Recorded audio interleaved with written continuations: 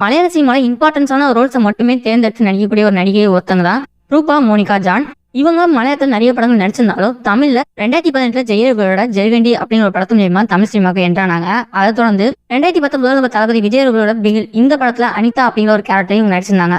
அதேபோல 2022 நம்ம விஷ்ணு விஷாலோட எஃப்ஐஆர் இந்த படத்துலயும் இவங்க ரோல் நடிச்சிருந்தாங்க. இத்தனை படம் நடிச்சிருந்தாலும் பிகில் இந்த படத்துல நடிச்சிருந்த அனிதா அப்படிங்கிற கேரக்டர் எல்லா தரப்பு ஆடியன்ஸையும் ரொம்ப ஈர்த்ததுனாலையும் இவங்களுக்கு பட வாய்ப்புங்கிறது அதிகபட்சம் வந்துட்டே இருந்துச்சு. அது மட்டும் இல்லாம தமிழ், தெலுங்கு, மலையாளம், கன்னடம் இது மாதிரி நிறைய லாங்குவேஜஸ் படமும் நடிக்க ஆரம்பிச்சிட்டாங்க. இவங்க படம் நடிக்கிறது மட்டும் இல்லாம இவங்களோட ஹாட் அண்ட் காமர்ஸ்க்கான போட்டோ ஷூட்டை அவங்களோட இன்ஸ்டாகிராம் பேஜ்ல அவங்க போஸ்ட் பண்ணிட்டு வந்துட்டு இருப்பாங்க.